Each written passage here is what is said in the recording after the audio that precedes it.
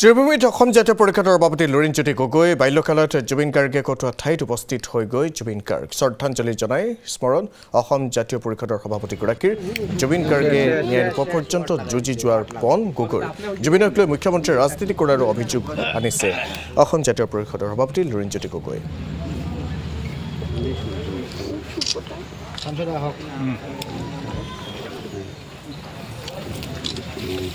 জুবিন গাৰ্গৰ এই ঠাইখন আছিল তেওঁৰ শিক্ষাৰ অষ্টম শ্ৰেণীলৈকে ইয়াত পঢ়িছিল এই আমাৰ কাষত থকা যিটো ঘৰ এইটো চৰকাৰী আৱাস গৃহ আছিল এইটো বাওঁফালে যদি চাই আপোনালোকে দেখিব ইয়াতে তেওঁ শৈশৱটো কটাইছিল তালে আহি স্মৃতি ৰোমন্থন কৰিছো আৰু ইয়াত আমি শুনিছো যে যিটো বাসগৃহ আছে বাসগৃহটো ইতিমধ্যে বেদখল কৰিছে আমাৰ স্পষ্ট দাবী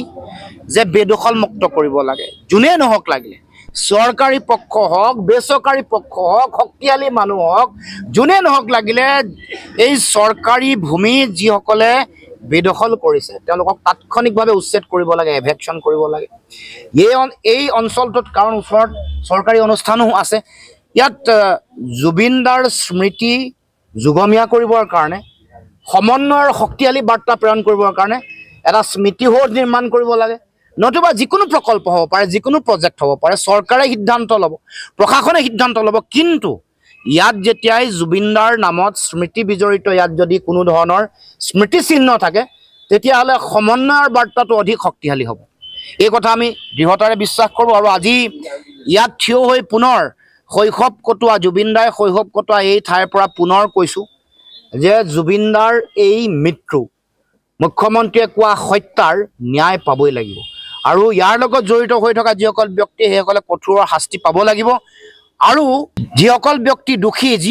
যি স্তৰতে নাথাকক লাগিলে যি পৰ্যায়ৰ নহওক লাগিলে যিমান শক্তিশালীয়ে নহওক লাগিলে তেওঁলোকক শাস্তি প্ৰদান কৰিব লাগিব এইটো আমাৰ আজি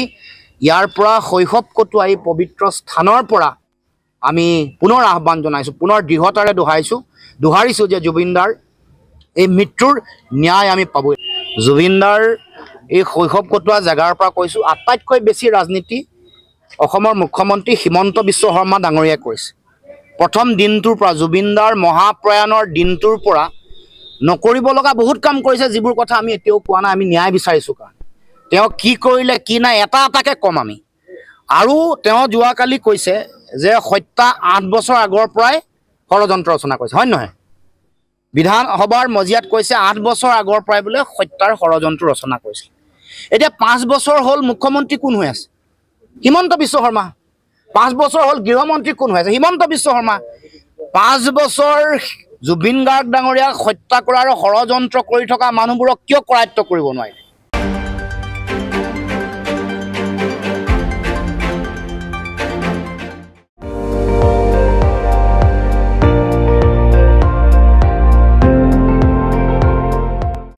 আপুনি চাই আছে ND24 সৰ্বশ্ৰেষ্ঠ নহয় সৰ্বোত্তমৰ দৌৰত